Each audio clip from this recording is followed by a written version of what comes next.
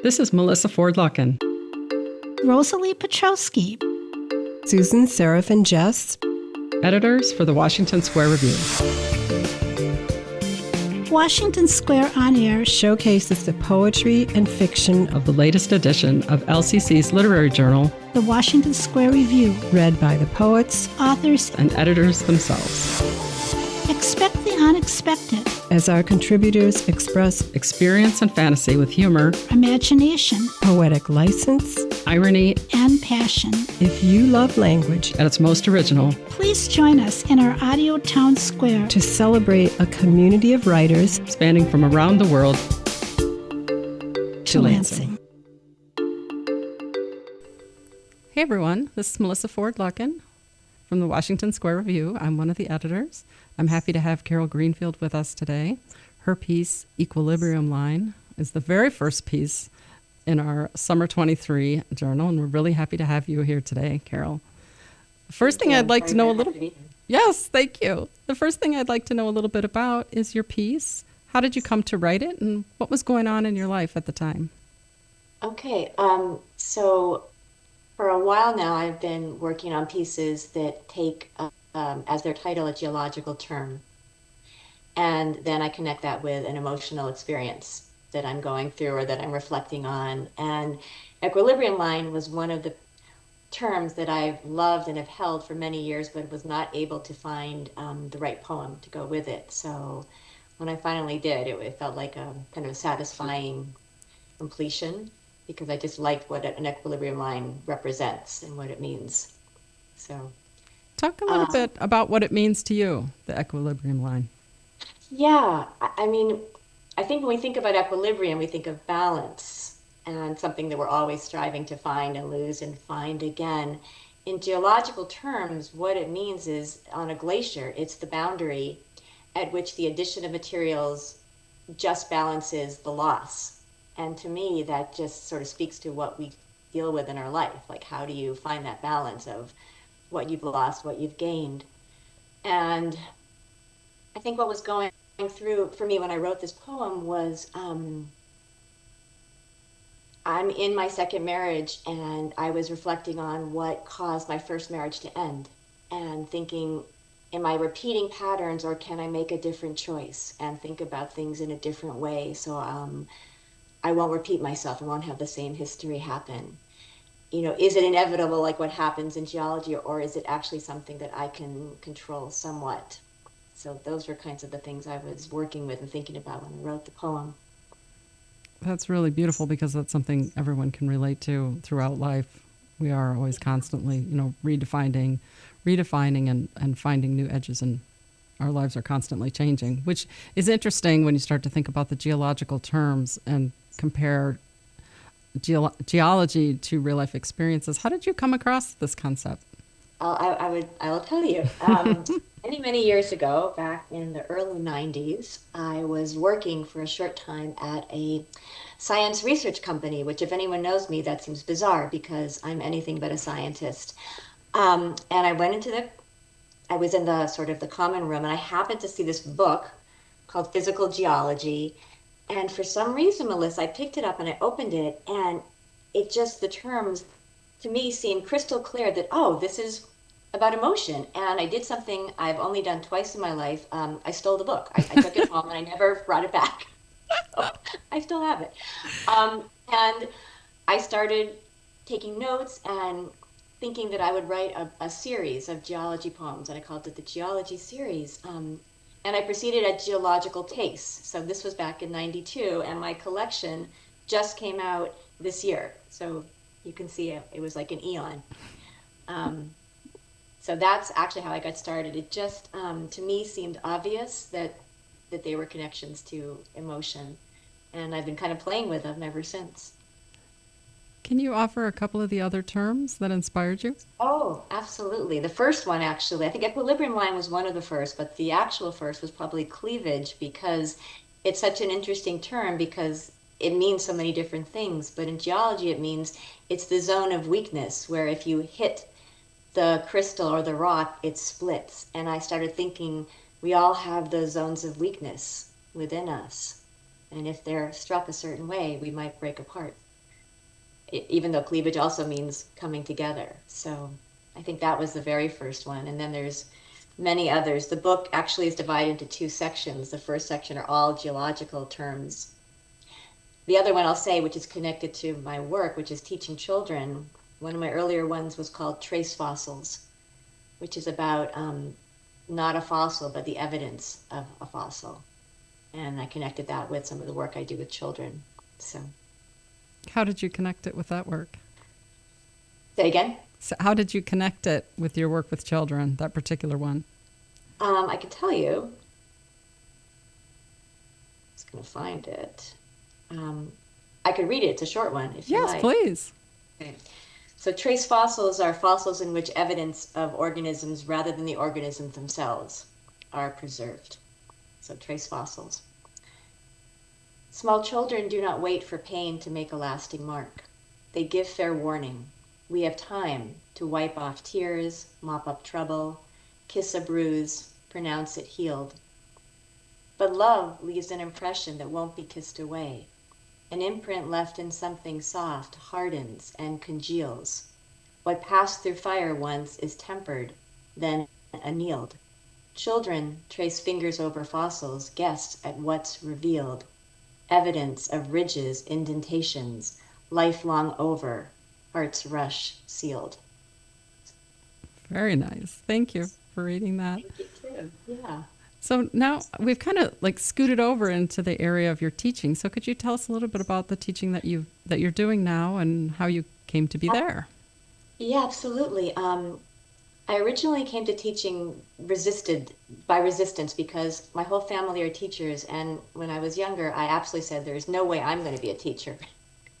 But it's in my genes and it's all around me. And eventually, I found my way to teaching adults in homeless shelters. Is it okay to talk about that now, or shall I? Okay. I was part of a group of writers teaching writing, and the philosophy was these are people on the fringes of society who don't have a voice, and our mission or our job was to give them a voice and to be heard. And what I learned from that work, which I still believe, is that everyone's life matters and everyone has a story to tell, and each individual person is the only and the best person to tell his or her their own story. And what we can do is write together and then listen to each other's stories. So and then from there I went to teaching adult ELL, English language learners, and it was all through writing, having us write. And we wrote poetry, and I published an anthology of their poetry. And that's when I really kind of caught on fire about realizing how important writing was. I always knew for me it was important, but it was a way into another language for my students. And then after teaching adults for several years, I went back to graduate school and then ended up teaching children. And my favorite thing to do with children is teach writing and to have them all believe that their story and their lives are important. And for me, the best way to do that is to have them write and then share it and read it and listen with full attention and presence. And so that's something that's been with me ever since I started teaching, and I still very much believe it. That's quite interesting that you went back to school and then started teaching children, because a lot of times we see people that are teaching children and then they go back to school and then they kind of like move up in academia. So how did you make that decision to work with children? Well, I went back to school planning to teach adults, and I had no intention of teaching children. I said I don't like children. I had nothing to do with children. But the program I was in had as sort of an add-on. You get certified to teach in the public schools, and I figured, well, I'll just get it just to have it in the background, if I ever need it. And then I needed a job, and there was a position, and it was horrendous. My first few years, I was very overwhelmed, and I just thought, I can't do this. But with each passing year, I really grew to love it. And I discovered I really like being with young children. I work with the little ones from age 5 to 11. I think because they're so alive and they're so present. When you're with young kids, you can't be anywhere else. You have to be right there with them. And they give me hope, and they make me feel like there's still something, purpose to be alive and to make change. And they kind of lift my heart up every day. So For I sure. feel lucky. I didn't expect it, but I feel very lucky to have found it. That's very cool. I'm thinking while you're talking about how kids don't know the rules of creative writing when they're that young. So I would imagine that they would be pretty free and appreciate the opportunity just to express themselves, and they don't yet have those expectations or those worries about is it good enough or where is it, who's going to read it and where's it going to go. I think so, and I think even more so with poetry because there's not as many rules. And when you tell a 7 or 8 year old, you don't have to worry about where the period goes, or you don't have to worry about, but there's not one right way to do it. I feel like that's the kind of freedom. And I found with the young kids, even the kids that struggle with writing, poetry is often a way for them to feel successful and capable. And I've seen kids sort of blossom when they're, especially around second grade, like 7 or 8 years old. They just kind of come alive with poetry. So I could imagine that might have been similar in the homeless shelter or with the ELL learners to know that there's no rules. I think with the ELL learners, especially what I found was they would come at the language with a different way. And I didn't want to correct their English because it was such an original and unique way of phrasing because they didn't have all the words. So they would kind of put the words together, either based on their own syntax or what vocabulary they did have. But no matter what level they were, from beginning to advanced, they could write a poem and they could share some of their emotion, which, especially for adults, they're carrying a lot. A lot of them were coming from situations that were very difficult or where they had to give up everything. So to have their voices heard again, I felt was really, really important. I would imagine that in that context, they're getting to use the language in their own way, not as a practical tool. Like if they've come to the United States and they need to learn English, as a practical tool, you're giving them another way to see the language as a creative outlet. Yeah, I think it was both. So my classes would often focus on both of them. Yeah, certainly. And the same thing with the kids too. You need to know how to use the language because that's power, and you also can do it expressively that's uniquely you. So kind of having those both. Because I feel like you also have to let them know what is the correct way and then where are there avenues where that's not as significant. Mm-hmm. I could see, so giving them a contrast helps them understand both sides. I think so.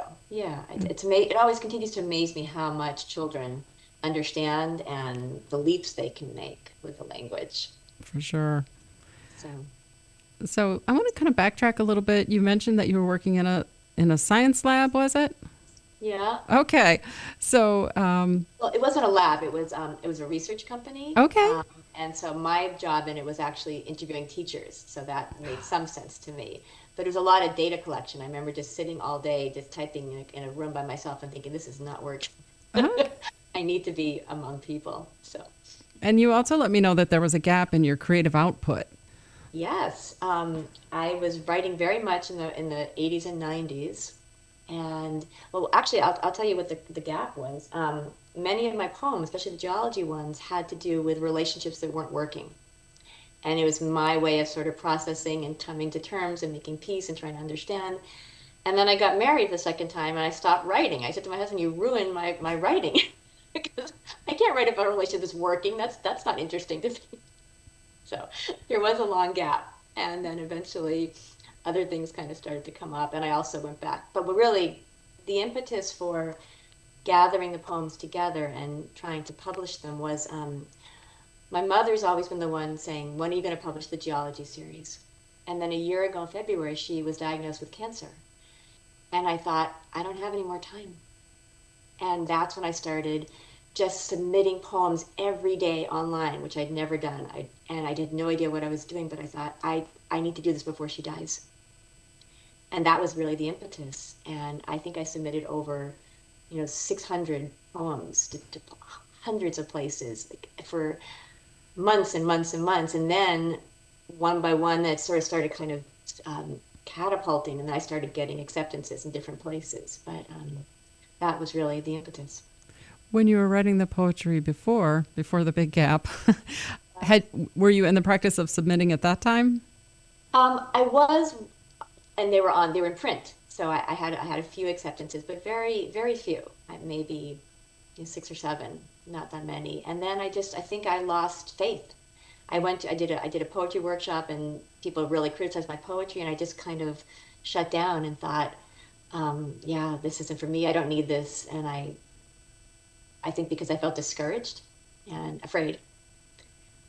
And then I realized the only way you're not a poet is if you stop writing. So then I started writing again and started taking some online classes and was able to join a group of women. Now we meet once a month. We were members of a class together. And that's kind of helped me believe again, and have more faith in myself. Does your group, do you read each other's poetry and comment, or read and support? How do you guys shape We that? we usually do like a writing one of the women reads poems, and then we take lines from the poems and write from those, and then we read to each other, and then kind of read back and give comments. So yeah, it's a very supportive group. Mm-hmm. All writers, all poets. It's been, again, it's sort of kind of like back to the homeless shelter. It's the idea of creating a space where you can be heard. Mm-hmm. Your voice, just by someone listening to your words, is already empowering. Yeah, and nurturing the community and helping each other and looking out for each other. Absolutely. That sounds pretty great. Yeah. I was thinking while you were describing that must have carried over into your own experience when you guide the workshops, looking out for people's creativity, because what you described of having gone through that negative experience, I think a lot of writers can go through that kind of negative experience, and it really can stick with you. Even though you know intellectually that you should be able to just shake it off, sometimes it just sticks with you, and it's really hard. I think one of the best things I learned from one of my poetry teachers, watching her when I was in college, when we would read, dreadful poetry, I remember how she would listen and she would always find something positive to say about everyone's poem, no matter how awful. She would even find like that word right there. And I feel like that's what I've taken. One of the things I've taken as a teacher when I'm working with adults or kids is finding a way to validate what they said, even if it's one or two words, before you talk about what's not working or what you might want to work on. You have to find something authentically positive that you can say. How does your poetry fit in with the rest of your life? With your family, friends, non-poet friends? I think most people who know me as a writer, and I feel like that's my identity as much, if not more, than being a teacher, because I've been writing since I was a little girl. So they think of me as a writer, as a poet. So I've felt very supported by family and friends. A lot of celebrating, a lot of cheering me on, which is wonderful. I'm so grateful for that. That is very, very important, especially when everyone in your family knows that you're writing and you're actively submitting and that you have a book coming out, and that's really great. One of the lovely things when the book did come out, my publisher wanted me to try to get a reading at a bookstore and a library, and I tried, and no one was calling back. So one of the members of my writing group said, "Well, that's ridiculous. I'll have one for you." And she organized a reading in her backyard and publicized it, and it was wonderful. And that just kind of, again, touched my heart that people cared enough to do that. So Talk a little bit about that publication journey. What was it like when you got the acceptance, and how did you celebrate? it was wonderful. I actually met a poet. I was doing an online reading for another organization, and he was also, it was sort of an open kind of mic thing, and he was reading, and he and I liked each other's poetry, and we started emailing, and it turned out he was just starting, he had an online magazine, but he was just starting a publishing company, and he said he'd be interested. And I said, okay, I took it with a grain of salt, but we continued to have conversations, and he said, put the manuscript together. And I really kind of couldn't believe it, but I did, and they accepted it. So it was thrilling. It felt like something I wanted to do before my time here is done, and before my mother's time here was done. And for me, the most important thing was the day I was able to walk into her house and give her a copy, the first copy of the book. So that's what I was so happy about. That does sound amazing. I'm sure she was ecstatic to see it, It was really happy. collected. One of the things that students sometimes ask me about when it comes to poetry and putting it together in a manuscript is, how do you decide what order to put the poems in? How do you decide to arrange them? So Well, here's my chance to ask someone who's done this. yeah, that was definitely a challenge, and deciding, do I put all the geology poems together or not? So I did. I grouped all the geologies together, but it was like a puzzle, like saying, okay, which one looks good next to this one? Which one is too similar? Which one is, where's the contrast? So I think for me, it was kind of an arc, like starting out with more of the sort of the ecstatic, joyful, passionate parts about love, and then what happens when things start to go wrong and start to erode, as it were. So that was kind of the journey with the geology part.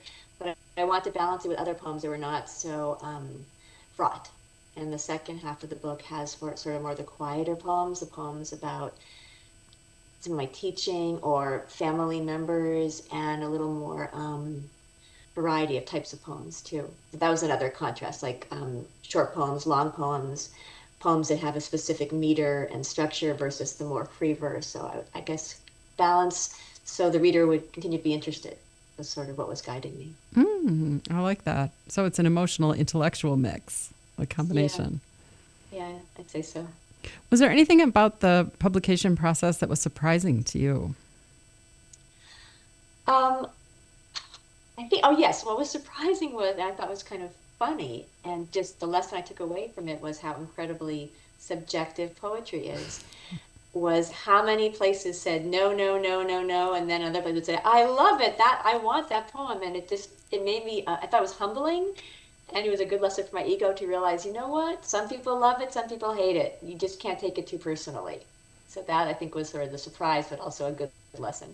For sure, because anyone who is thinking about submitting, that's a really key thing to keep in mind, is that fiction is also subjective, and a person that can get a whole bunch of just flat rejections can all of a sudden get somebody who's like, this is awesome. Yeah, so it was both humbling and exciting at the same time, realizing you just never know. Yeah. It must have been similar to the experience that you had when you sent out all the poems, the 600 submissions.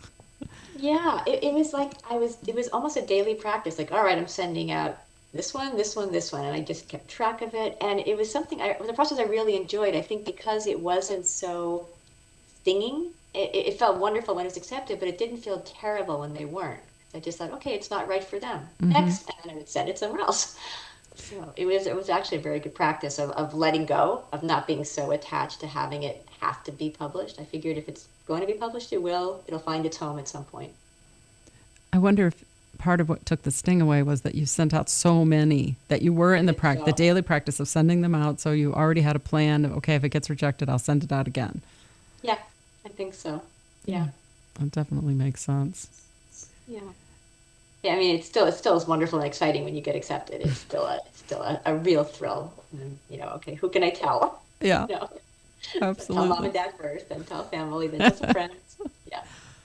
So the poems that are in the collection that just came out, some of them were written years ago. Are some of them newer? Like, what's the time span of that work? Yeah, they are. I think both of them are.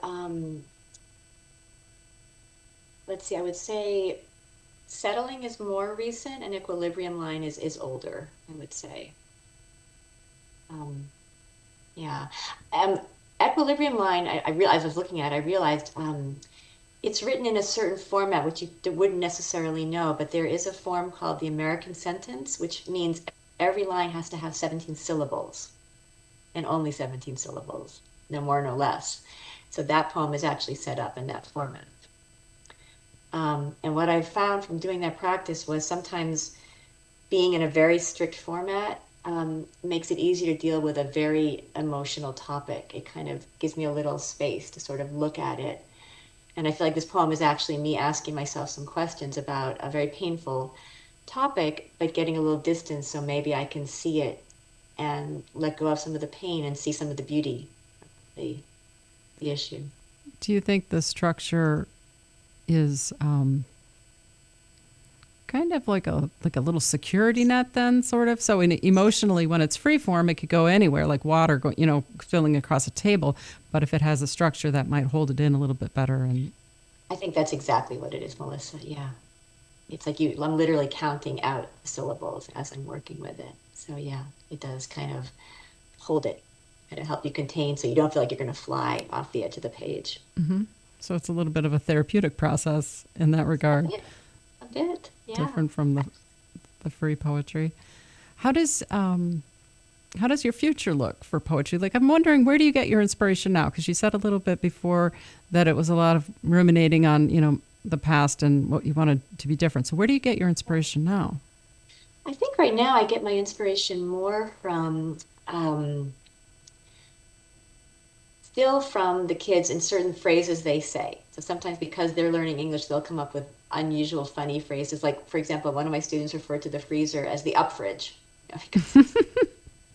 So sometimes I'll play with language and see where that takes me. I think where my poetry is going is probably a combination of reflecting back.